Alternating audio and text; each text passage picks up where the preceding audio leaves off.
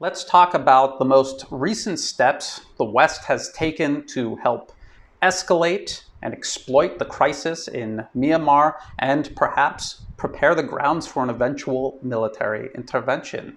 Let's get started.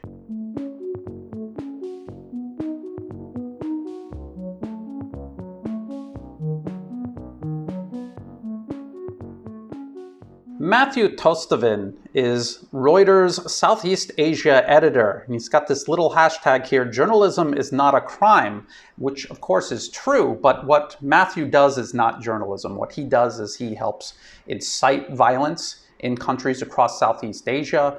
He spreads disinformation and in general serves the interests of the Western world, Western special interests. Reuters has been caught taking British government money to interfere in the internal political affairs of nations around the globe. And that's what Reuters is doing here in Southeast Asia as well. Here's Matthew announcing a new initiative launched to record, verify, and investigate incidents in Myanmar and to share the information to ensure accountability. Myanmar Witness said it had already begun uncovering evidence. More here, and if you click on that, brings you to the Center of Information Resilience. And down here, they admit the Myanmar Witness Project is funded by the Foreign Commonwealth and Development Office. It's funded by the British government. The Foreign Commonwealth and Development Office makes no secret how it feels about the situation in Myanmar. You see right here, they're clearly on the side of the opposition. They're putting sanctions on Myanmar's military and central government. They want them out of power, and they want the client regime that they and the US government spent decades and millions upon millions of dollars funding and getting into power. They want them back into power. So the British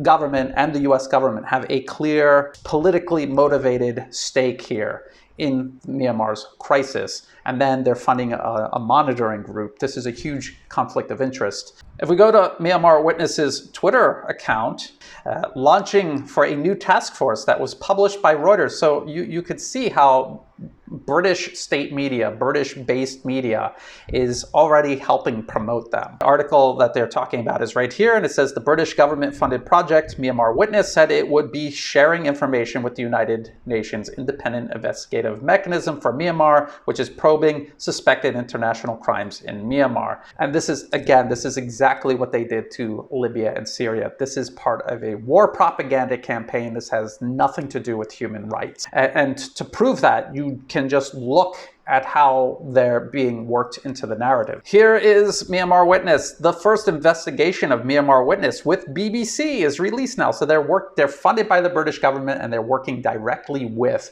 British state media. And if you go to this story here, and you go through it, it's about police defecting, and even though they defected, they're still wearing their uniform because it's a propaganda video. It's supposed to help spread panic and actually get real defections going. And again, exactly what they did in Libya and Syria in 2011 onward. And look right here, Myanmar Now. So they're getting their video and their news in this BBC state media report from Myanmar Now, which is funded by the US government.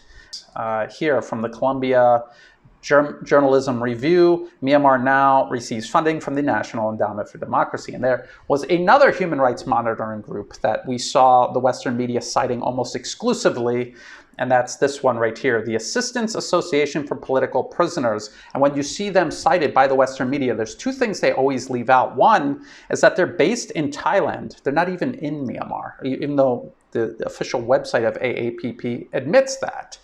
The second point that they always leave out is that AAPP is funded by the US government, again, through the National Endowment for Democracy. And not only is AAPP funded by the US government, its founder and joint secretary, Ko Bo Chi, is a fellow at the US government's National Endowment for Democracy. So do you see how literally every aspect of everything we're being presented about the narrative in Myanmar, the crisis in Myanmar, is funded by the US and British governments?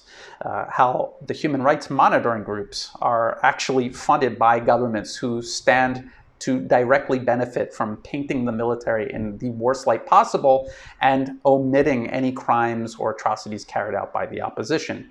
Again, exactly like Libya and Syria. So I'm talking about Myanmar again because nobody else is really covering this. If you try to find information about Myanmar, you're going to get articles from Reuters, the BBC, these fake media platforms in Myanmar funded by the US government, like Myanmar Now, and then you're going to get fake numbers fed to you by British state-funded human rights monitoring groups like Myanmar Witness, or the US government-funded AAPP, which is not even based in Myanmar. They're going to use this escalating propaganda war of theirs to help justify increasing levels of support for the opposition, and including military support, and then eventually they may try to set the conditions for a military intervention. This is something we have to continuously keep an eye on. I'm going to continue covering this.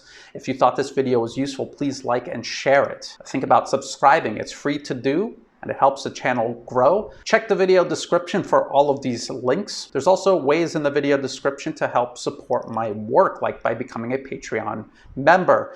To everyone helping me in every way, thank you so much. This would not be possible without that help. And as always, thank you for watching.